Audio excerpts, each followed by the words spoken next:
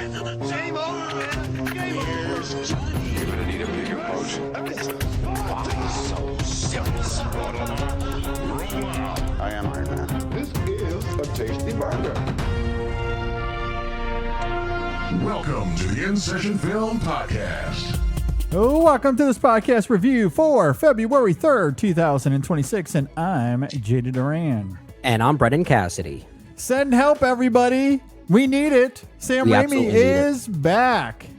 That's In a the big help way. we needed. That's the help that Hollywood needs.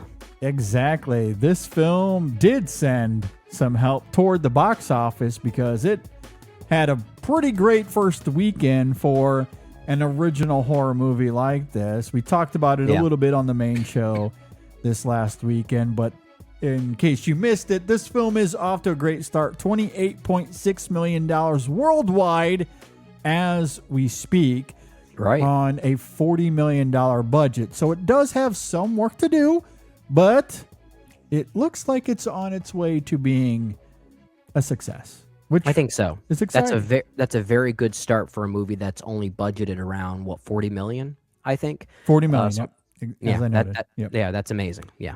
Yeah, it's quite exciting. So a good little way to start the year for 20th Century Studios / Disney, as if they need the money.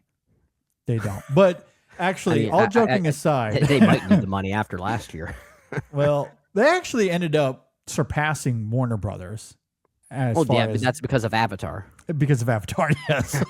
Thank you, Avatar, for those $1.5 billion. So they ended up having a pretty good year themselves. However, all joking aside, where this is important is that it demonstrates to Disney that original horror can still do well at the box office, or original films in general, maybe not just horror. But original films, when you bring in the likes of Sam Raimi, who is back with all of his usual collaborators, because Danny Elfman is, of course, here to score. The wonderful Bill Pope doing the cinematography here. I'm sure there are others. I'm struggling to navigate my internet browser here at the moment, but I'm sure there are others. We should have did that research. I know he's working with writers that he hasn't worked with before. Yes, Damian Shannon and Mark Swift doing the screenplay here. Have you seen the what films that they've written before this one? No, I'm not sure. It is the most hilarious filmography as a writing God. duo. They've only Okay. written apparently 3 movies leading up to Send Help, and those movies include Baywatch, Oh my God. Friday the 13th from 2009, and then Freddy vs. Jason. Yeah, I do see that here. That is, wow. Okay. Needless to say, the movie we're Okay. about to talk about is a bit of an upgrade, we'll simply say. Yeah. Well, okay. I wasn't going to get into this because I didn't know, but I will say this, because if you just look at what this film is, Send Help, and its tone, I think what it demonstrates more than anything else, and we're going to say a lot more words, but ultimately I think everything we say will boil down to this. Getting in a filmmaker that knows what the hell they're doing makes a huge difference. Oh, Shocking, yeah. Well, I know. Well, this is why we often compliment directors as being great storytellers, because they know how to mine great stories out of what could seem like pretty empty scripts, or at least scripts that do a great job just getting plot points from A to B to C. Everything we're going to talk about with this movie, as far as what it's getting at thematically, tonally, this is a Raimi thing. If anything, it really isn't on the page. I feel like everything about this movie that works really does come from what Raimi is doing here. Raimi certainly brings a lot to this, for sure. Yeah. And yeah, there's a world where this exact same script lands in the hands of an amateur filmmaker or someone with less experience, and it's completely forgettable. It's your typical January, February fare. It probably goes right to Netflix. Or goes right to Netflix, for sure. It would be it would be a Red Notice like movie. Exactly. Yeah. Yeah. In the hands of another filmmaker, given this material, it's likely that's how it would have came across. Mm-hmm. But when you hire Sam Raimi, you get a Sam Raimi product. and we're all the better for it, which is very exciting. Yeah. So interesting that you point that out. I did not look at that specifically, but that is very, very funny. But it's just an interesting idea of like how sometimes a great movie doesn't always, sometimes it does, but doesn't always start off with a great script. Sometimes you can tell when a great script is doing a lot of the work, but other times it could be a great director knowing how to mine greatness from a script that's really just functioning as a series of plot points. And I'm not saying that's the case here. Perhaps Shannon and Swift did do a lot of due diligence to make this as sophisticated of a story as they could, but Raimi clearly came to play in doing a lot of the things that this movie needed. Yes. And we'll get into it here in just a moment. Usually before we get to the reviews, we do a bunch of table setting. In this context, it's fascinating because we just talked about Sam Raimi quite extensively on the main show this last week, episode 673, for those that want to go and check it out. I understand that many people listening to this probably haven't listened to the main show yet. So generally, broadly speaking, we're fans. We're fans of Sam Raimi. Yeah, we mess with Raimi. We do mess with the Raimi, for sure. Yeah. Yeah. What was your introduction to Sam Raimi? Because that's something I don't think we ever really talked about during that episode. That's a great question. So for me, it was absolutely the Spider-Man movies. That was you? Okay. Yeah. Because again, when he's making the Evil Dead movies, I'm 5 years old. Yeah. For our generation, you and I specifically, the Evil Dead movies were not our introduction. Yeah. I wouldn't have caught up to those until I was sometime in college after I had seen the Spider-Man movies, for sure. Yeah, I think I'm in the same boat. At the very least, it was the Spider-Man movies, Spider-Man's 1 and 2 specifically, where I really fell in love with, I guess, what he was bringing to those movies before I really thought about looking at who directed these movies. But the Spider-Man movies specifically is where I took note of a name like Sam Raimi. But with that in mind, or at least I should say with that aside, my introduction to Sam Raimi, before I really knew it was him, really came in 2 specific segments. The first one being the poster for Army of Darkness, which was all over my local Blockbuster when I was growing up. And I was always fascinated by that heavy metal style movie poster because it kind of reminded me of like Bat Out of Hell by Meatloaf, that album from the late 70s. If you've ever seen that album cover, you probably know what I'm talking about. But then as far as the movies themselves are concerned, I remember my dad rented A Simple Plan and was watching that on his own in our house growing up. And that came out in 1998. So I was maybe 8 or 9 years old around that time. And I accidentally walked in on him during the shotgun scene. And I couldn't sleep for weeks. Yeah. So that is technically my introduction to Sam Raimi. It just wasn't my, proper introduction to who Sam Raimi was, if that makes sense. Yeah, no, I think that's very fair. And I might have a similar story. I'm trying to jog the memory here a little bit because I think my dad would have rented For the Love of the Game because he's a sports nut and loves to watch sports movies. I'd have to ask him about that film and his experience. I have no idea if he liked it or not, but I'm fairly certain that's one that he would have rented. So it's likely that I saw parts of that movie as a kid, but obviously I wouldn't have paid much attention to it. I didn't see that or A Simple Plan until much later. The Gift, similar to that as well. I feel like outside of Spider-Man, the first film away from that trilogy that I would have seen, especially in a real time sense, is Drag Me to Hell. Because the Evil Dead movies I didn't catch up until maybe around the same time. That's a good point. I think I may have seen Drag Me to Hell before I've seen any of the Evil Dead movies as well. At least it was around the same time. Because by the time Drag Me to Hell came out, I was at least familiar with who Sam Raimi was. I just haven't seen all of his films at that time in 2009, but I think Drag Me to Hell at least prompted me to go seek out the Evil Dead trilogy. But I think it started with Drag Me to Hell for me specifically. For sure. And while it's not a great movie per se, Oz the Great and Powerful is nostalgically fun for me because it came out in 2013, which was the first year that we did In Session Film. And we recently just celebrated our 13th anniversary over the weekend, which was really exciting. So that film comes out, and it comes out early in 2013. So it would have been one of the first reviews that we did on the show, because I think that film came out in March, I want to say. So, it was early on. That would have been you and Nate Parsons then, right? Would have been me and Nate. Yeah. Perhaps I can look it up at some point, bring it up at the end of the or at the end of the show. But I should listen to that one. I tend to avoid the early episodes, but I'm curious about that one. definitely don't. Because I'm sure any thought that I had of that film, it's probably outdated, perhaps. I mean, I don't know. Or at the very least, not as eloquently spoken as we are now. It's definitely not that, for sure. It would have been much more raw and not great. And okay, have you ever? Sorry, go ahead.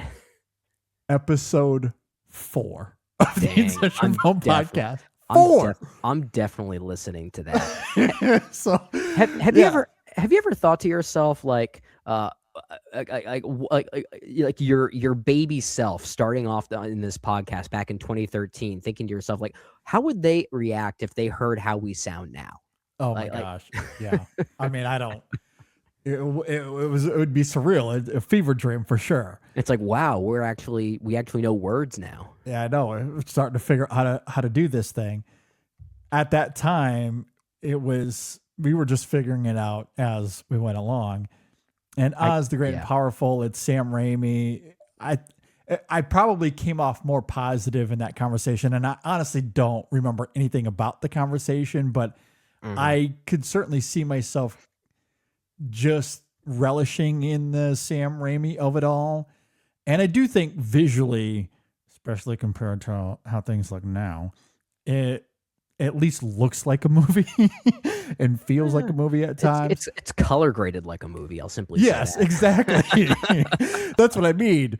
And because we hadn't really got to that era yet. Like we were still in an era where movies look like movies and they felt like movies. So I haven't seen that film since 2013, but I bet comparatively to a lot of the stuff we get now, it probably actually does play better in hindsight. Yeah, I'd be curious. I haven't seen it in a while. I haven't seen it in a while either. I liked it okay at the time. I was not in love with it. I didn't think that it was Sam Raimi's best work, but I thought it was okay. And I remember specifically the main reason this stands out, not just because that it was episode 4 and it was early on, that I certainly did remember. And there is, again, a nostalgic tie to that. But that film also stars James Franco, obviously. Yeah. And famously, that film came out at the same time. It wasn't quite the same weekend, I don't think, but it was awfully close, as Spring Breakers, which he is incredible in that film. Probably his best role. Yes, I would agree. I love Alien. I love Alien so much. Yes. And I remember him going on Letterman. I remember this vividly in my mind because he goes on Letterman and he's promoting mostly Oz the Great and Powerful, but because Spring Breakers comes out at the same time, Letterman wants to bring it up because of how he looks in that film. It's so jarring. Yeah. And so Letterman brings it up, and so he ends up promoting both of those movies. And when he starts talking about Harmony Korine and Spring Breakers, it is the funniest thing I have seen on late night. It's a giant flip of the switch. You can tell which movie he was probably more passionate about participating in. It was very, very funny because, again, they show a picture of what he looks like, and he's asking Franco to describe the experience, and it's hysterical. It's just really, really good. And that's always lived in my mind a little bit. So Oz the Great and Powerful, not the best Raimi movie, but I kind still of have fun memories of it though. I kind of want to give it a revisit with the whole, Wicked craze finally dissipating. Yeah. Because I hear a lot of people say that they do think Oz the Great and Powerful is Sam Raimi's worst film, but I'm not going to say I disagree. I just need to see it again to know if I agree with that notion. It's just been too long. Yeah. Spoiler alert, I don't think that I do agree with that idea. And maybe we can get to this at the end of the conversation. Oh, we'll do like a little personal ranking at the end because, of it? I talked about this on the main show because you asked me if I had a Raimi ranking. And at the time, I did not. But I have done that exercise since. Okay. And Oz the Great and Powerful is not last for me. And I was thinking about this. Again, I have not seen the film since 2013, so I don't want to be too presumptuous here, but there's a part of me that wonders if I like that film more than either of the Wicked movies. I think the answer to that might be yes. Well, think it might like be I said, yes. it's at least color graded like a movie, so that does add a lot of positivity in the whole landscape of it. Exactly, right? Because I don't love the Wicked movies anyway, and visually, a big part of it is that visually, obviously, they look completely dull and bland. Yeah. Oz the Great and Powerful, it looks and feels like a movie at the very least. Yeah. So even if everything else is bad, that's the trump card because I don't think there's much to like about Wicked either. Film is a visual medium. It's what we always talk about. So I'd have to revisit it, but I might be on, and maybe that's a huge hot take. I don't know, but I might be there. Anyway, send help. Let's get into send help. We're getting too far down the We're Raimi gonna rabbit need help hole sent already. our way with that whole hot take you had there.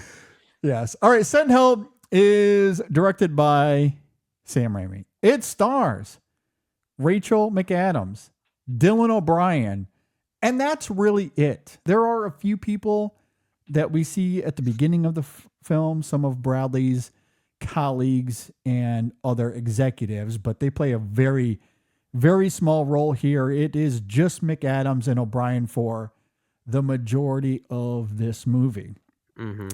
If you are not familiar with Send Help, an employee and her insufferable boss become stranded on a desert island, the only survivors of a plane crash. Here, they must overcome past grievances and work together to make it out alive. Okay, let's get into this. Brendan, what did you think about Send Help? Yeah, this is a lot of fun. This was a lot of fun. It's happy to see Sam Raimi back cooking in a very Sam Raimi-like way. His first original film since Drag Me to Hell, which is saying something. That's really exciting to see. And I love what this movie is doing underneath just the superficial thrills, which I know we'll talk about. It really is in keeping with what Sam Raimi brings to all of his movies, is that there is this like deep-rooted meanness and nihilism that you don't often notice, even in his Spider-Man movies. There's a little bit of that meanness in how it treats its central hero, right? And every one of his movies has a little bit of that ugliness buried underneath that sometimes shows itself in more obvious ways, like the ending of Drag Me to Hell, for instance. Yeah. But Send Help does it in yet another way, but also does it in what might be his most provocative way. I feel like we might need to talk about the ending of this movie at some point during this conversation, just to be a bit more specific about why this movie is so thought-provoking. At least I think it is. I do think it's a very provocative movie, and maybe a lot of that does have to give, or maybe a lot of it is credited to Damian Shannon and Mark Swift's script. I don't really know what the process was like, but given their history and the movies that they've written before, I can only imagine that Sam Raimi was able to take a very bare-bones script and mine so much intrigue out of it. And a lot of it is also due to how great these performances are. A lot of this movie has already been compared to the likes of Misery, and Rachel McAdams is clearly channeling Kathy Bates, and in some ways, Dylan O'Brien is even channeling a little bit of James Caan too, right? Just maybe the villainous side of what James Caan could be in that movie. But the way the roles switch as the movie goes along is really intriguing, and I'm sure we'll talk more about that as this conversation unfolds. I will say this, I'm not in love with the movie. I have a pretty big reservation that I'll get to later, primarily because I think the things that work about this movie are certainly more interesting to talk about. Any reservations I have are probably more of a me thing and really doesn't have a place in maybe the early stages of this conversation, so I'll save that for later. But I do think it's a really cool return to form for Sam Raimi. And I hope he keeps doing things like this. I hope he keeps doing doing things like this, and then does Spider-Man 4, and then does another movie like this. That's what I'm hoping to see. Yeah, totally fair. Yeah, I absolutely loved it. Loved every second of this. I think it is one of Raimi's very best movies. It's Okay. the kind of campy, funny horror exercise we come to love from him. And Rachel McAdams gives a performance for the ages. This is seriously some of her best work. It's Willem Dafoe levels of unhinged, but it's grounded just enough that we emotionally connect to Linda's motivations and choices, even if we disagree with her actions at times. And she does act quite dubious on occasion, but there is cogency to them. And that's important because Raimi does somewhat anyway tug with our allegiances. Not that I empathize with Bradley all that much, but that is the magic trick of this film, because Linda isn't entirely innocent here, and yet I was wholeheartedly on her side the entire time. And I think it denotes two things. One, Linda is a sophisticated character who thrives off her loneliness and dedication, and boy, does McAdams cheerfully and sadistically tap into that. She is endlessly charming in this film. The physicality and boisterous energy she brings to the role is incredibly radiant. The way she glistens as the power dynamic shifts, gleefully taking advantage of her circumstances and putting Bradley in his place. It was so diverting to watch, which brings me to the second thing, and that's the film's timeless themes. I don't think it's unfair to say that most of us do not care about billionaires, and Raimi's fantasy revenge sensibilities are probably more visceral now than they've ever been. Eat the rich is a concept that will always be relevant as long as we continue to live in a society run by the 1%. And given the times we live in, there is power to Linda's plea for self-preservation. And I love the irony of the film's title in that regard. I do appreciate Raimi giving Bradley some nuance once we learn more about his childhood and his own sense of loneliness. It gives credence to why he would choose his frat bro friends over Linda, something that even Linda acknowledges and accepts at one point. But I don't think Raimi is trying to even the playing field all that much. There's never a moment here where we side, or at least for me, I certainly did not side with the billionaire or his friends. This is all about Linda and her thesis of self-reliance, which is why I think the film has broader thematic points that I do want to get into. And maybe to your point about the screenwriters here, there is something about what is happening here on the page that I do think is actually quite great. And Raimi certainly heightens it and takes advantage of it with his filmmaking prowess that is just sensational here. As you noted, I steal the words from you. He came to play. He did. In a big, big way. And he brought Rachel McAdams with her, who also came to play. And she hit an absolute grand slam here. And as a result, as I said to start this, I loved it. Loved this film a lot. Yeah, Rachel McAdams really is terrific. Probably one of the better performances we've seen in a Sam Raimi film, if I'm being honest. And she has the most difficult task, and I'm gonna focus on perhaps one of the more superficial elements of her performance, which might be unfair, but I think it is something that is very tricky to pull off, especially for someone like Rachel McAdams. She has to make us believe that she is very unliked and very unattractive at the start of this movie. Yeah, people have pointed that out, which it is a bit funny. I mean, and the movie seems to be aware of that. I think it is. Yeah. She has this mole that is clearly like made up for her, and it's some of the worst looking makeup I think I've seen. And I at least like the way that it sort of plays with that. But the way that the movie progresses, it almost has like this weird, like Pretty Woman like energy. Right, she starts to, when she finds herself in her element, she starts to get a little bit more attractive. She becomes more confident, and then Bradley starts to deteriorate physically a little bit, and it's more of a visual representation of their roles kind of swapping. But it's not that easy, you know. You have a filmmaker like Sam Raimi here who knows how to be a bit more provocative and challenging with this type of story. But in any other lesser director's hands, this would be very much a workplace you go girl kind of movie, right? And it certainly is that in some ways. And if you want to read it that way, the movie still invites you to participate in the movie in that way if you really want to.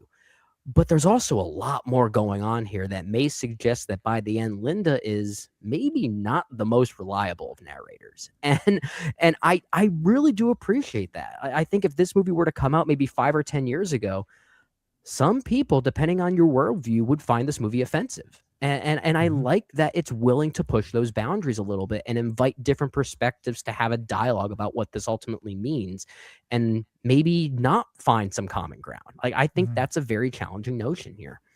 Well, I think the big reason it avoids some of those pitfalls, and at least why I didn't find it offensive, and I think generally, broadly speaking, obviously I can't speak for everybody, but I do think Raimi and the writers here are able to avoid that because of what this film is really about. And I do want to get to that here in just a second, but I do love the sleight of hand that this film really isn't about power dynamics. Not really. Throughout the film, that is front and center, though. It's a big part of the film's plot mechanics and its tension and conflict for sure. And that is incredibly diverting for all the reasons that we've began to talk about early on. Linda is a nobody at this office. She's worked there for a long time and is seemingly respected enough. Her boss knows that she's very good with the math, very good at her job, and utilizes that to his advantage to take credit for all of her work. And so, you know, the film is certainly saying something about power dynamics in the corporate world in that regard, as fleeting and as thinly veiled as that is. And again, I don't think the film is making any sort of commentary there as much as it's setting up. No, it's not a workplace movie, even if it sets itself that way. Yeah. No, for sure. And it's mostly setting up the superficial tension and conflict that's about to unfold, because once they get to the island, perhaps maybe take a step back, because on the plane ride, we come to see Linda's audition tape for the show Survivor, which we watched her viewing earlier in the film. So we know that she's a big fan of that show. I love now that, we find out that she had auditioned for it, which clues us into her survival skills. So once they get to the island, she immediately knows what to do when those power dynamics begin to shift. And it's really incredible to see Linda take glee in having that power. One of my favorite scenes of the film is Bradley and his narcissism, still completely ungrateful, thinking that he's in charge, and Linda just leaves. And you get that great montage of him reacting to her being gone every hour, and it's so very good. We keep sorry to cut you off, but we keep talking about, and everyone keeps talking about, Rachel McAdams and how great she is in this movie, and rightfully so. But Dylan O'Brien's performance is nothing. He's to also scoff very at. good. Yeah, he's kind of terrific here as well, just in a very different way. I completely agree. No, I completely agree. And again, I think there are some wonderful nuances here, even if we never side with the billionaire. And I don't think that we are ever meant to side with the billionaire. No, but I at do least appreciate we're at least getting a human being out of him. Exactly. Not just and I like that. That I wholeheartedly agree with. And this is a great moment where that facade crumbles for Bradley, where he starts to realize, oh, maybe I'm not in control here at all. So she gets back. She's able to establish her fort. Bradley tries to create his own fort, but he ultimately fails. And there's that great moment where he has to come back and beg her for food as she's eating seemingly a gourmet lunch that she's made for herself and this seafood. Oh yeah, and it's completely like riffing on the whole Office dynamic that started the movie. So it's very clearly doing this whole parallel kind of storytelling thing. Very much so, and that continues throughout the film. So the power dynamics clearly shift. Linda is almost always in control, even when Bradley acts against that control. When he tries to take that power back, it ultimately never goes his way. And it all circles back to her prowess as a survival in this context. And it perhaps crystallizes in what will end up being one of the film's defining moments where she, how do we say it? She has a knife and she's threatening to eliminate something of his that he values. Is that the best way to say it vaguely? I guess I could put it that way. And it's a great moment that establishes that, oh no, Linda is the one in control here. And she's always been the one in control. And then we get that reveal at the end, to your point, that heightens that further, and alluding to the fact that she might be a little bit of an unreliable narrator. But even so, and she's hiding things and she makes choices that are dubious, as we've noted, but she is in control. Even when it seems like things are threatening that control, she always finds a way to take that control back. Whether it's Bradley, or as we come to see in the film, without getting into spoilers, perhaps others that get involved as well. And could this film be saying something about power and respect? When you show someone respect, they will demonstrate confidence and swagger and carry themselves in a way that helps your team, that helps your business. I think there's an element of that.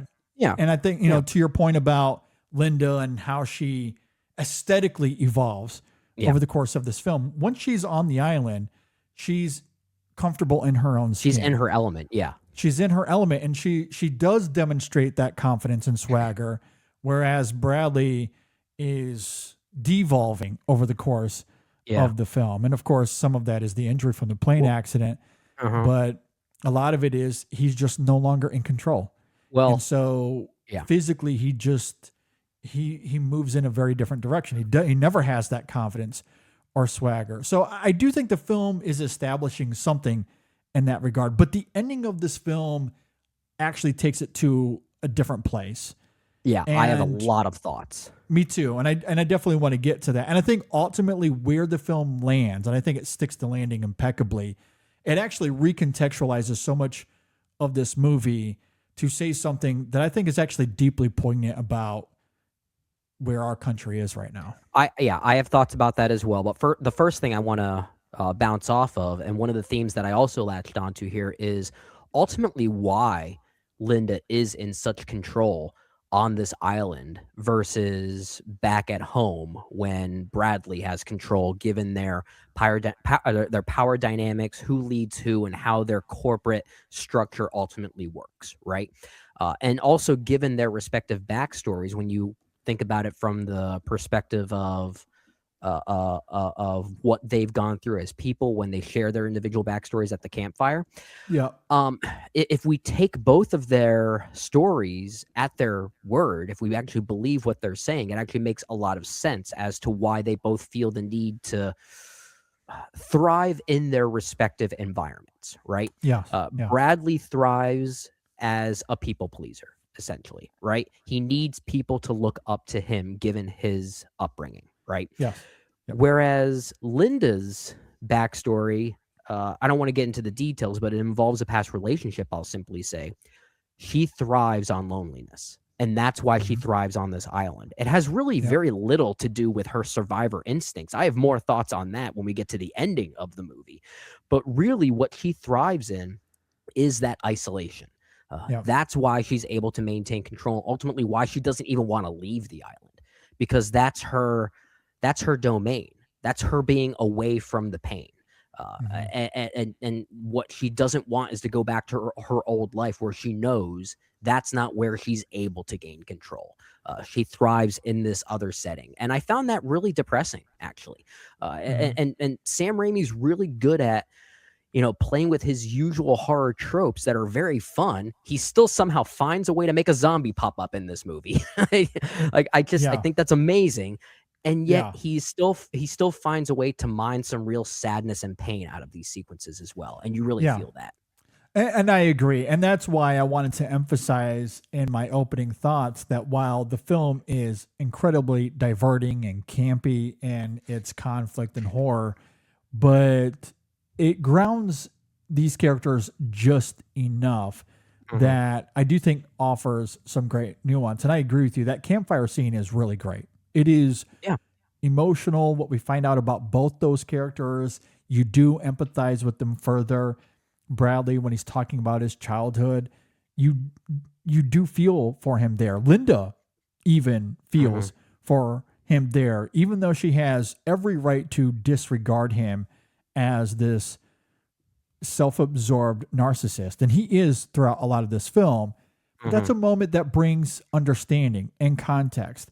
Yeah. And as I noted in my opening thoughts, she even admits there, okay, we know why you are this way now, and we can accept that.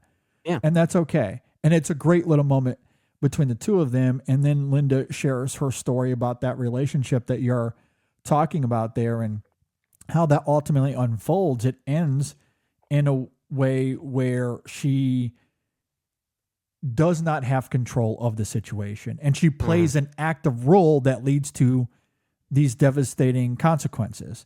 Yeah. And it certainly makes sense of why she's so ambitious, why she wants to be in control at all times, and why she has this, I guess, desire to self-preserve, which I do think is really the nucleus of this film thematically. And I think that's why Raimi gets to have his cake and eat it too, because on an individual level, that idea of self-preservation, that could simply manifest like we do see here with Linda, in the sense that I've emotionally had to grapple with all of these nuances, some of it my own guilt, general grief, all of these emotions, and she's created a bubble for herself where it's always going to be about me and my self-preservation. And so that line that she delivers at the end of the film, when she's literally winking into the camera, you could interpret that on an individual basis. Yeah. And going, okay, I have to be here for me. No one is coming to help me. Yeah. So whether it comes to my job or, you know, relationships in my life, I have to make sure that I am self-focused, so that way I can become who I want to become. Yeah. It kind of makes And- this whole island a bit of a symbol for that. It almost acts For sure. for that fending of yourself kind of mentality for her.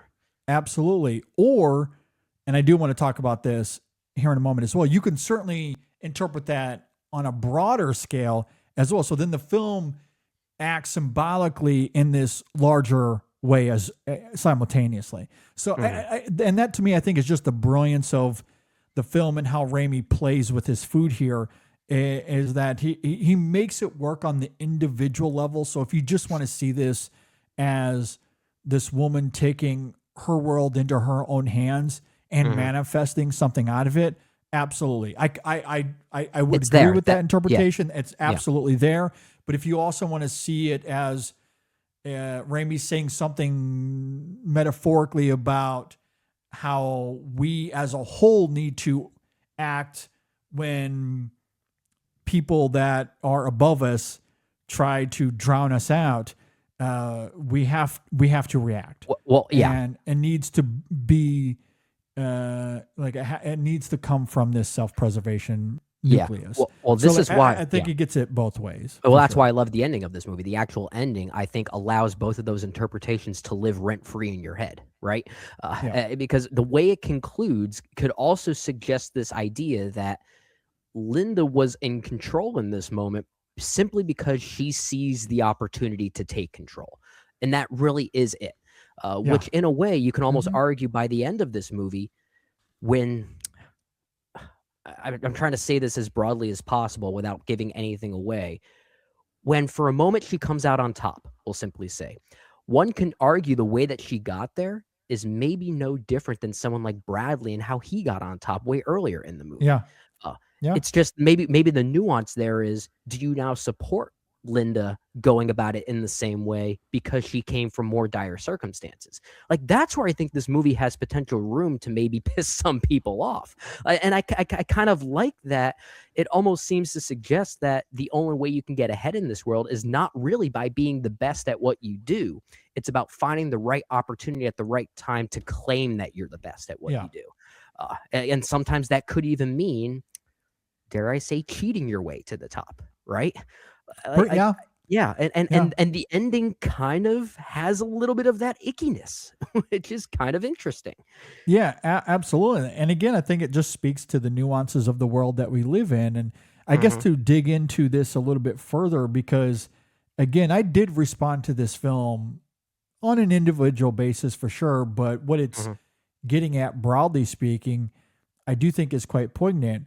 And it circles back to what we were saying earlier in terms of the film's eat the rich sensibilities. And I do think that here is timely. It's, of course, a lot of fun given how it all plays out dramatically, but it feels especially lucid coming off the heels of 2025, the discourse around economic gaps and incidents like we saw last year with Luigi Mangione, for example. People are not happy, and films like this will certainly scratch the itch regarding their anger and bitterness. However, where I think this film is even more visceral, again, is that larger interpretation around those final moments. And I don't want to get into too many spoilers here, but if you've seen the film, you certainly know what we're talking about. There's a moment where she winks into the camera. And it plays ironically given the film's title.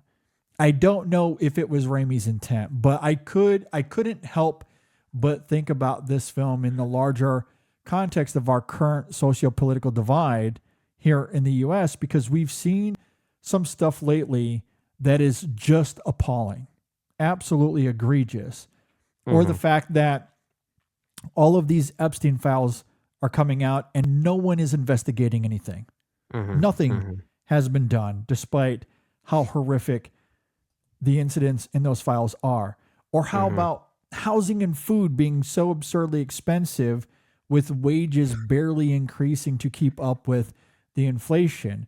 Maybe it's just the moment we live in and it's hard to separate the emotion, but it feels like the gap between the haves and the have-nots has never been wider. And as a result, Linda's final thesis that no one is coming to save you, it does have deeper implications and a bigger thematic effect that I did not really anticipate going into this film. And again, I think what's interesting about that, especially given what you were just saying there about some of the prickliness of this film. Oh yeah, it's uncomfortable. It's uncomfortable. It is uncomfortable. And Given again, where, like you might be happy where Linda ends up, but the way she had to get there, it's very much a two-sided coin. Well, and again, I think it goes back to the fight. When you're fighting people in power, when you're fighting the billionaires, do you have to get your hands dirty sometimes? I'm not at all saying or condoning what Luigi Mangione did, for example. But that's a moment in our society, huge moment last year, and that's a person fighting against the system, fighting against the billionaires, fighting against the 1%. Yeah. That is him taking control, at least from his perspective, and trying to do something about it, the same way we see Linda in this film. Yeah. And she similarly makes choices that are it's that questionable. dubious. It's a movie that is not necessarily condoning that, but maybe suggesting, are we at a day and age where we don't have a choice anymore? And that is a devastating idea in and of itself. Do we have to fight fire with fire? I think that is a question this film is maybe provoking here. But it's not necessarily providing an answer, but it is saying, and again, I think why I find this film so deeply poignant, that if you think that the 1% is going to do anything to save you, nope, that's not happening. That's not happening. You have to take matters into your own hands. You have to self-preserve. And on an individual basis, I think there's a lot of astute observations to be made there. Not that you have to, again, act in extremes. You don't necessarily have to do that, although Linda does. She does act in extremes, and you're right. Yeah. That might sway some people away from her side for a moment. And I do understand that. But again, even going large, from a larger perspective, when it comes to these narcissist billionaires, what do we have to do to get their attention? You know, sometimes, that's what I love about that wink to the audience. Again, as brazen as it is, it's not subtle, but the idea that we have to take it into our own hands, whatever that may be, I find it provocative. Well, yeah, it's not even just that. Do we have to play their own game in order to get their attention and defeat them at their own game? And I'm curious to see what you think about this. And I don't want to get into specifics, but there is a certain reveal at the end that involves, let's just say, a certain structure that these characters discover. And the discovery of that structure, let's just say this. If you were really invested in Linda and her survival instincts and how good she was at those survival instincts, you might get pissed off at this reveal because it kind of invalidates those instincts, right? Like it could. I guess to a degree. The movie doesn't really say how much of those survival instincts were genuine that she really did know about, or were they provided to her, right? Like there's kind of a mix, I feel like. I don't know if the film really answers that. Given the timeline that the film establishes, the discovery of this part of the island that you're talking about, that still comes days later. So she, at the very least, knows how to survive and to take care of herself, and she does a great job of taking care of, like, all of that. I do think is legit. That is genuine. Does she get some help along the way? Yes, but I don't think it necessarily discredits her capabilities, because like that all comes after not after establishing shelter and some of the food and the little hunting she does early on, but even the pig, like that discovery comes even after that moment. I got the sense that, and again, this is just my interpretation of it, I got the sense that after the wild boar hunting scene, pretty much everything that came food-wise was given to her. I did not. And even the wild boar scene, she kind of got by accident. Yeah, she does kind of stumble into it for sure. Yeah. And again, I'm not saying that this is right or wrong, or even this is like my full-on interpretation, but I think it does add, like, it adds a provocative wrinkle to how we interpret this movie about people trying to regain control and take control by kind of playing the same game of those already in control, who may have gotten in control through unethical means that they didn't deserve, that they don't really, that they're not even capable of being in control in the first place. And that I'm using those as examples as to cite Linda's maybe just playing the exact same game as maybe someone like Bradley has been doing. And she comes at a place of much deeper and more relatable desperation that we find ourselves more on her side because of that. And that in and of itself, I think, is a very provocative idea. Yeah, for sure. I mean, I think for me, it was less about her capabilities of surviving. I think she had already demonstrated that, because again, even up until the boar hunting sequence, and maybe she does luck into it a little bit, but she was able to hunt it down, get it a few times before chaos unfolded, and how it ultimately ends. Did she need a little bit of luck? Yes, but it wasn't entirely out of luck. And I think between that and coupled with what we saw early on, Raimi establishing how she's able to get water and food and to build that shelter for her. I mean, like, all of that, I think, gives her credibility and certainly and gives credence to her survival skills for sure.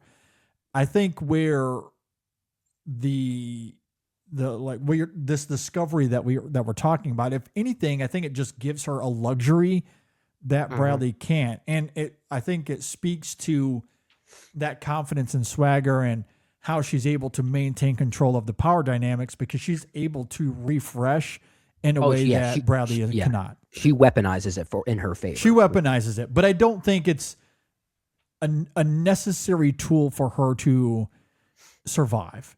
I don't think she needed it.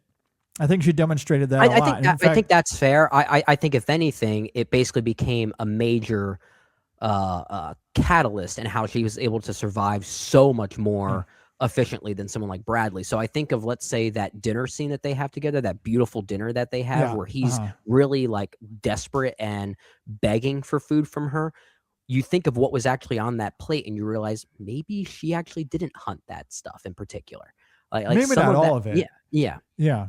Well, and I think also your wording there is interesting because she does weaponize her taking advantage of her circumstances, but she also literally weaponizes the situation as well. I did that on purpose in case you couldn't tell. I was trying to be clever with my wording there.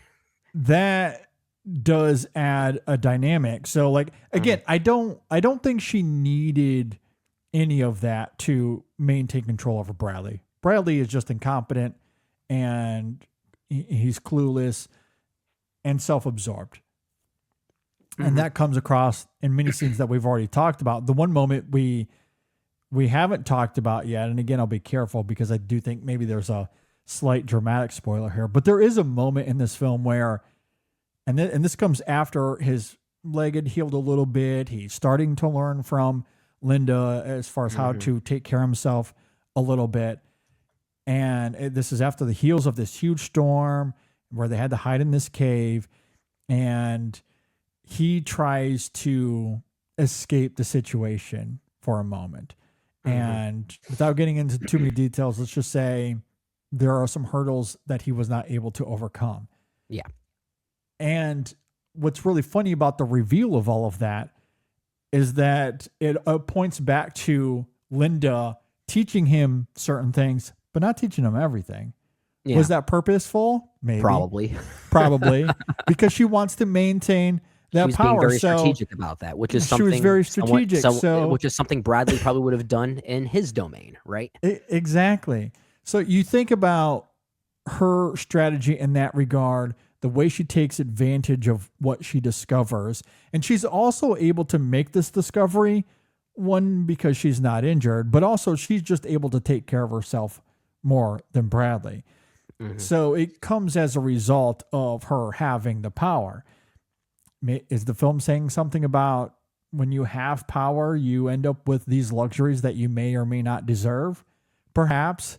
Maybe. That could be the case. But again, I never got the sense that she needed any of it to overcome this. Yeah, and I bring those examples up to suggest that maybe the film is saying something about how the only way we can play the game of those in power is to do the exact same thing that they have done to get in power in the first place. It's more of a thematic idea. Yes. And somehow this movie is able to validate while also maybe invalidating certain things that Linda did at the same time, which I think is really clever. Like there's a weird balance to how everything comes together here that I think is really insane. And it's the best quality here. Yeah. And I do agree with you about the thematic angle of it, because again, as I have already talked about, I mean, that broader talking point of no one's coming to save you. It's all about self-preservation. Yeah. Yeah. I mean, she does things here where she has to maintain power in order for her to self-preserve. Like, there's no way of doing that cleanly, especially when it's been demonstrated throughout the history of humanity, let alone recent history, that those in power will do anything to maintain that power. They will never relinquish that. The 1% in this country are not going to do anything to, like, Elon Musk or any billionaire for that matter. They have so much money. They could legitimately give everyone in the United States let's say $10 million. Elon Musk could get every person in the United States $10 million. It would not change his wealth all that much. He would go from what, $60 billion to $25 billion. Oh boy. He's still a freaking billionaire. And we would all be way better off. Is that going to happen? No. I'm not counting on it. I don't know if you are, but I'm not counting on that kind of charity. Like, I just don't think that's going to happen. So when that's the situation, when that's the world we live in, how do you fight back against that? Do the same thing. You probably have to get your hands dirty a little bit. Everyone keeps making the comparison to Misery with regard to Send Help, and I get it. It's an obvious comparison, but I was way more reminded of Park Chan-wook's No Other Choice by the time this movie ended. Yeah. I think that's very fair. Yeah. And I understand the misery comparison. It certainly makes sense, especially given McAdams' performance. There is a level of that, but yeah, I mean, I agree with you. I think it's certainly more playful and campy than what Misery ultimately is. And again, I love McAdams and how she's able to tap into those power dynamics and always being in control, even when it seems like she isn't in control. But especially those moments when she knows that she has Bradley wrapped around her finger. There's just something about she has fun with that. Oh, it's just a ton of fun. Like that, again, that moment of him begging to come back to the camp, begging to have that lunch as she's sitting there with her chopsticks eating that sushi and her newly made bikini or whatever she's wearing there. Like the smirk on her face. It's just brilliant. It's so good. Apparently their dynamic even off camera was just as good as it was on camera, but in very, obviously more loving and playful ways. They clearly liked working together. I saw a few interviews where apparently Dylan O'Brien kept quoting a particular movie of Rachel McAdams's in front of her. And it took a while for her to even remember what movie it was. He was quoting The Hot Chick. That's so funny. Wow. Yeah. Gotta love it. That's amazing. Their dynamic is amazing. Very psychologically it's fantastic. Stirring. Yeah, it's one of the more intriguing dynamics in any Raimi film. Oh, it's just the best. Yeah, I love the playfulness in McAdams. But again, there is kind of this arresting urgency in the character at times. And again, I love those sophistications. I love the prickliness. I love that she has to get her hands dirty to get to that moment where she can self-preserve. And some of those choices are fascinating, right? Because again, without getting into too many details, she was so good at surviving that she could have gotten herself and Bradley off the island earlier and chose not to. Yeah. There was something about finding closure in a different way, and she wasn't ready to get off the island. She wasn't at a point where she felt like she could self-preserve without other reliances. Yeah. I'll say. Yeah. And yeah, I mean, those are interesting character choices here. I agree. And it all crystallizes in this fascinating way at the end of the film that I quite love. And also like that I love that when she gets her hands dirty, it's not as if it comes with zero consequences. Yeah. Like that dream sequence, that nightmare sequence she has where she has to wrestle with what she did. I think is fascinating. And you know how I feel about this. Yeah. That's a really clever jump scare that I did not anticipate. Like that's Sam Raimi just having his cake and eating it too. That's Sam Raimi really actually turning this for a brief second into an Evil Dead movie. Yes. And it got me. God damn it. Yeah, it got me. You wouldn't expect that in a movie like this. You thought, okay, we have a wild boar attack. That's the most action we're going to get. Nope, there's more. Nope, there's more. And it works. It's really, see, and that's what I love because this film isn't reliant on jump scares. It's not reliant on gore and violence, but when it's there, it offers something to the movie. I agree. And I it's agree. done. It's executed very, very well. I guess that gets into my one reservation about the movie, which I hinted at. I like how the horror elements and even some of the action elements are kind of sprinkled in here. It doesn't Mhm. take advantage of them too much. It doesn't treat them as this like overstuffed luxury. It really, Sam Raimi's really smart with how often he tries to turn this into a spectacle. It is more Mhm. contained, but there is something about the film visually that I did not like. And I don't know if it's Bill Pope's cinematography because I like the way the camera moves. I think that's very creative. It always is. I love a lot of the close-ups here. I think it's one of those examples of a movie that is very modestly budgeted that is trying to look bigger and more expensive than it actually is. And this is a movie that was also shown in 3D, and I think that was a huge mistake because I very rarely did I actually believe that these two actors were on an island. And apparently, this was shot in Thailand. A lot of this was shot on location on an island in Thailand, and it felt like a green screen to me for the most part. And maybe it's just kind of the glossiness of it. There's also that wild boar attack that we talked about, which I think is well choreographed, but the visual effects of it I do think are pretty unfortunate. And that really is my biggest reservation, especially when you look back at some of Raimi's other films and how he plays with both practical and visual effects. And even when there is a lot of CGI, he knows how to blend it. So even movies like Drag Me to Hell that are very heavy on the CGI and visual effects, he'll still intercut that with an animatronic goat biting someone's hand. So there's a nice like middle ground there.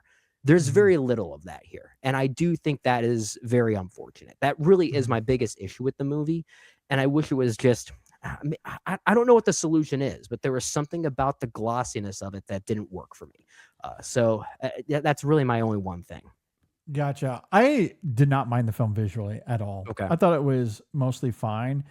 To your point, some of the effects here are not the best, but I do wonder if it's purposeful because this film is so over the top. It is so campy that to have cocaine bear-esque effects with its animalistic sensibilities, I thought, Well, to me, it added a level of humor to the film I that I kind of loved. yeah, actually.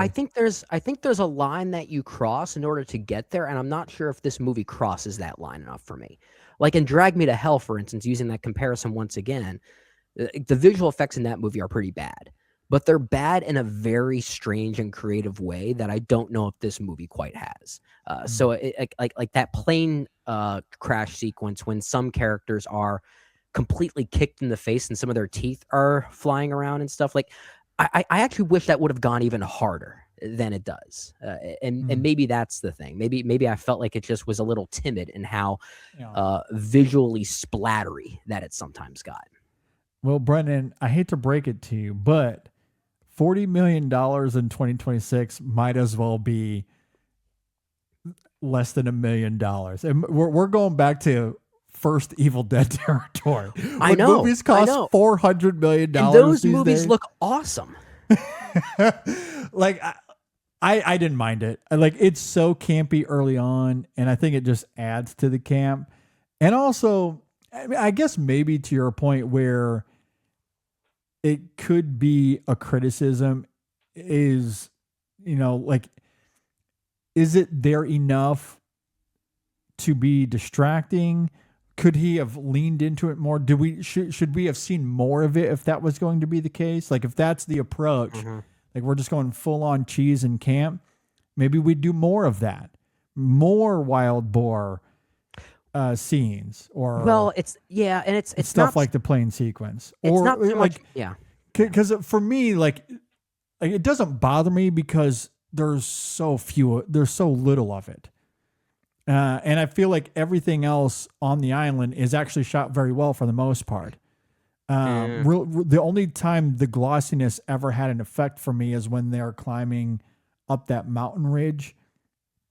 Like See, you funny can enough, see- that's when it did work for me because Yeah. like the fakeness of that almost looked like it was part of the joke for once. Like the fakiness of the visual effects of the boar, for instance, to me that just looked like bad boar effects than it did like deliberately bad, jokey visual effects. But when Yeah, they're that's how I felt, because that's See, I that's didn't what feel the that. plane ride was for me too. I didn't feel that in the plane ride either, but I did feel it when they were climbing the ledge, because it was like, well, that's clearly a set and that's a green screen. Okay, now that's actually kind of funny. Like that's the time it actually did work for me. When a character is hanging outside the airplane and is only literally being choked to death by his tie, and Linda shuts the window thing as he's screaming like that, to me could not The be more window over the shutting is top and funny. cheesy. The window shutting is the funny part, not what came before it to me.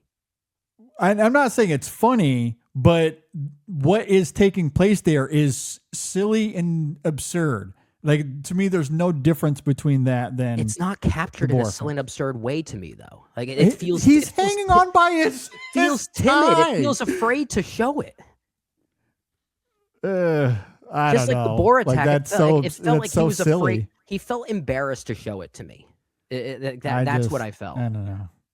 I agree to disagree. I don't know how you could take any of that seriously. I certainly couldn't. I didn't take it seriously. I just felt like it was timid. It felt it felt like Sam Raimi didn't trust the jokiness of it. Maybe. But again, I go back to that moment is fleeting and brief. The boar moment is fleeting and brief. If anything, it's more about the aftermath of those sequences. It's Linda on the beach. It's Linda coming back covered in blood. It's Linda That's on great. the That's good beach stuff. with the ghostly moment. Like, it's mostly about the aftermath of those effects than anything else, which is why, like, I could understand the argument that, hey, lean into it more, do more, be less timid, if that's how you want to phrase it. I didn't find it timid, but if that's the argument you want to make, I can certainly understand that. That's But the better way to phrase it, I think. for me, it's less about that and more so how he utilizes it to capture these characters and what they're about in this movie.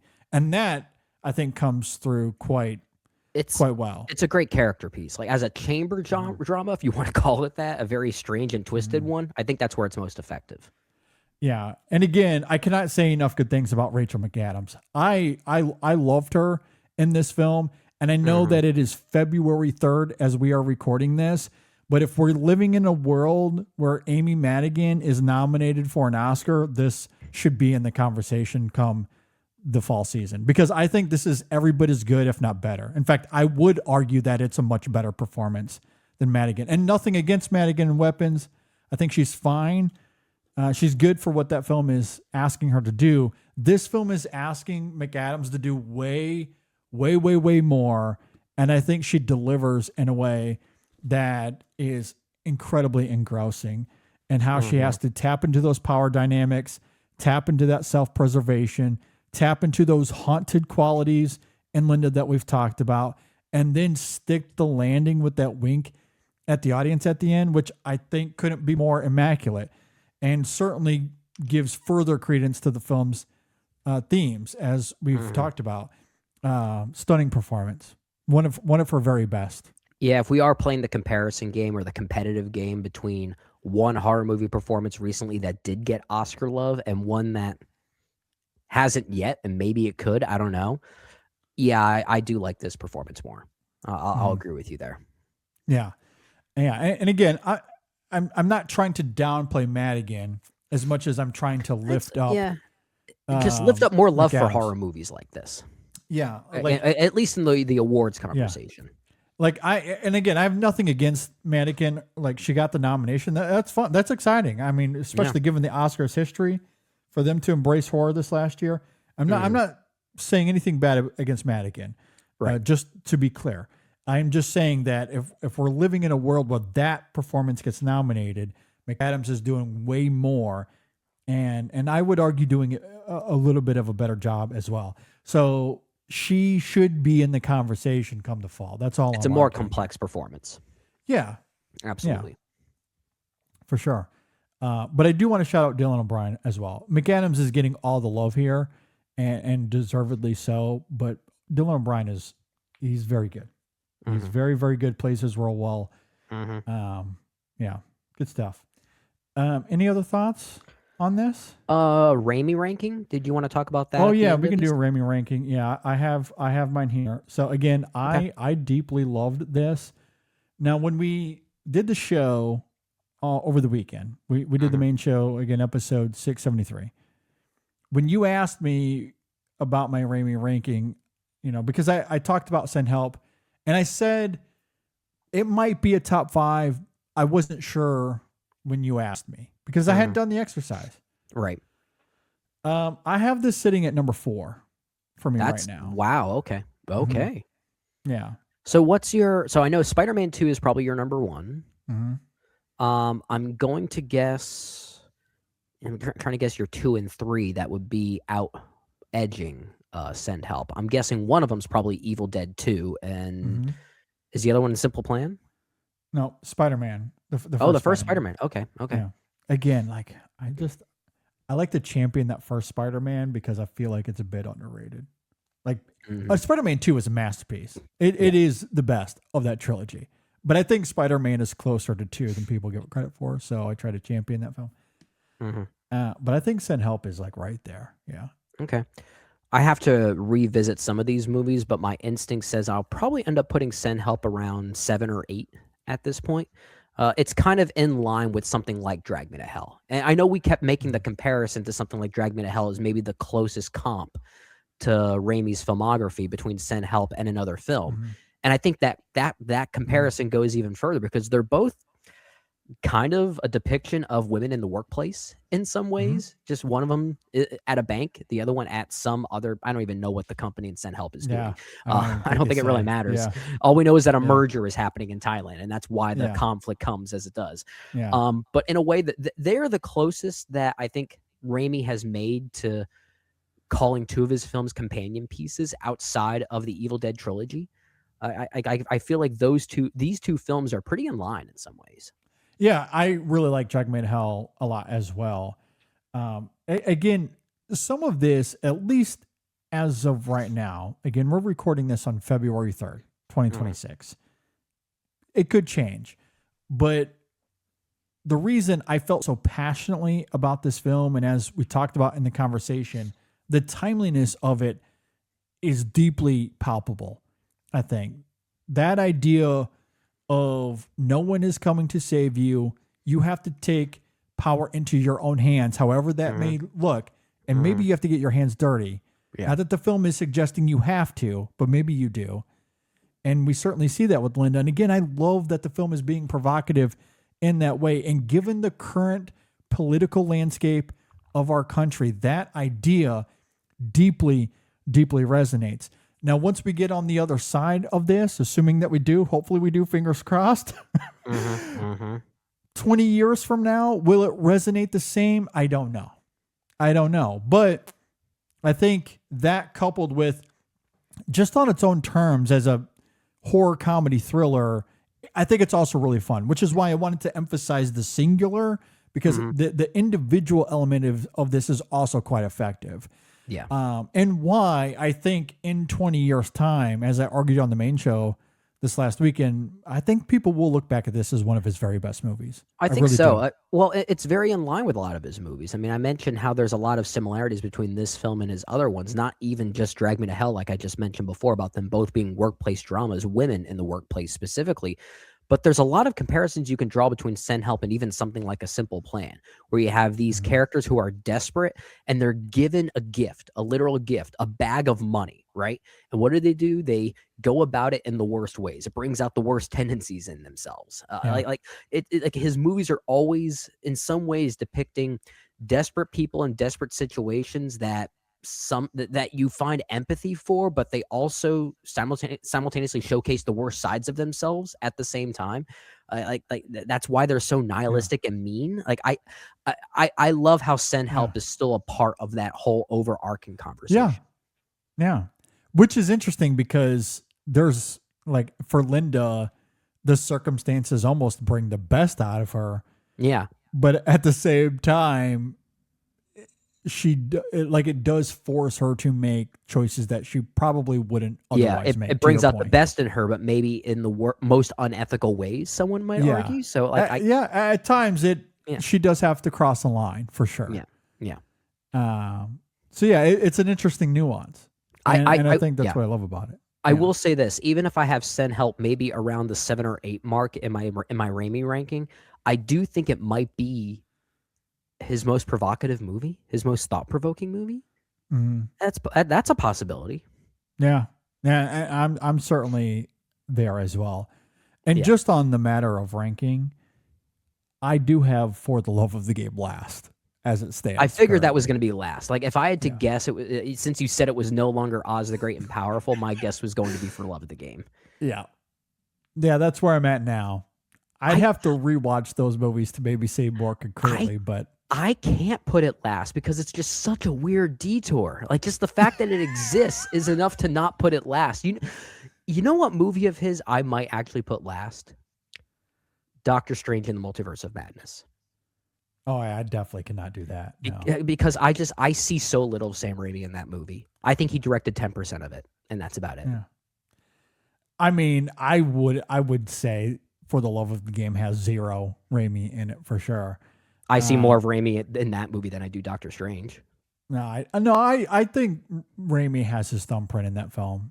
Yeah, especially in the back half of that film. I see Raimi all over it for sure. I see it in maybe 1 or 2 shots, and then the rest of it, I took a break. Yeah. Marvel Machine finished the rest of the movie.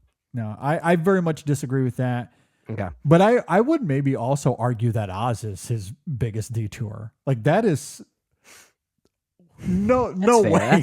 That's fair. That's fair. That's fair. Oz movie? Are you kidding me?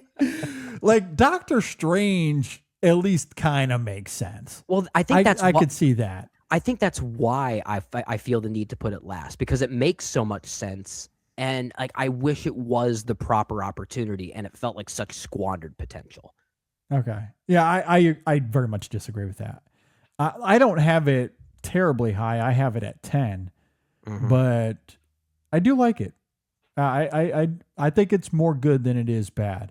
And where it does suffer is it's the Marvel machine for sure. But where Raimi comes to play, I think it's quite good. And I think he's mostly there in the back half of that movie. And it's weird and pun intended, I guess, strange in a way that most Marvel movies aren't. So I do love that the film was willing to let Raimi play in his sandbox at least a little bit. I do not get that with For the Love of the Game. And I don't get that with The Simple Plan much either, but that's also just a really good movie. Like it just shows that he can make a great movie outside of his normal sandbox.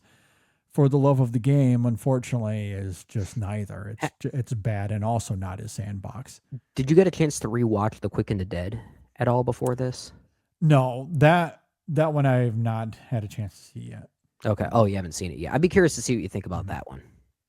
Yeah, as I said on the main show, that one's. Oh, you did say that. Yeah, my bad. Okay. Yeah, that's right. Yeah, because I remember we talked about Crime Wave being a blind spot for you. And I thought that's that was the also- only yeah. one. Yeah, Yeah, I thought that was the only those one for two. you. Yeah. So we'll hopefully catch up with that at some point. I've seen 14 of his 16. Is that what it is? Outside of his- 17 if we his- include its murder, I guess. Yeah. Raimi series? Have we done No, one I mean- before? Have Well- Ryan and Jay done one back when the extra film days? I was gonna say, I think Spider-Man 2 was covered, wasn't it? It definitely that was. Spider-Man 2, I feel like was covered. Obviously, Multiverse of Madness and Oz were covered in real time. I'd have to check back on the others though. I'm not sure. Maybe they did Evil Dead 2. I don't know. Yeah, I'd be Yeah, curious. I'd have to check. Oh, now we have Send Help covered, so And now we got that's So only. yeah, we've covered 3 of them in real time, and then I'm pretty sure we have a retro on Spider-Man 2. So So that's potential room for a series if we wanted to. Eddie, I mean, we can always come back to Sam Raimi, have a larger conversation, outside of the draft or whatever. But I'm always down to talk Sam Raimi. He's great. I love him a lot. For sure. I mean, even something like Spider-Man 3, which I don't think is great, but there's still like interesting things going on there. I think that one there's more good than bad in that one, but there is a lot of bad. Yeah, yeah, I agree. I actually think I think the first half of that movie is pretty good. Yeah. I mean, I feel similar about that and multiverse in the sense that like where those films falter are in the larger studios getting in the way. That's kind of the issue with both of those for me. Anyway, Send Help is great. We're going a little long here. We can go ahead and wind down. But this was almost the length of another Sam Raimi movie. I know. His Evil Dead movies are only 80-some minutes long, Yeah. so we've covered that Love already. If you agree or disagree with anything we had to say here, you can leave a comment below. If you're watching on YouTube, if you're listening on Apple Podcasts or Spotify, reach out to us on social media, Facebook, Twitter, Instagram, Blue Sky. You can email us insessionfilm@gmail.com. All right, so for this week, we just have the one review, but we do have the main show up, as we've noted a couple of times already. We do a Sam Raimi draft. We talk about Hans Zimmer and his pirate scores. Once again, I take a fun victory lap, which was great. Love it. We pay respects to the late, great Catherine O'Hara. It was a great time. There was going to be a new Chasing the Gold this week, new Women in Session as well, so be on the lookout for those episodes as well. And also just want to take a second to thank everyone for listening and throughout January. I meant to do this on the main show. January was a big month for us. And so I just want to say thanks to everyone for tuning in. You guys are the best, and we really do appreciate it. So with that said, we'll go ahead and get out of here. Any final thoughts, Brendan? Raimi rules. Raimi rules. That's a good thought. I think I'm going to watch Army of Darkness. Thanks for listening, everybody. Thanks for watching. We'll see you next time on the In Session Film Podcast.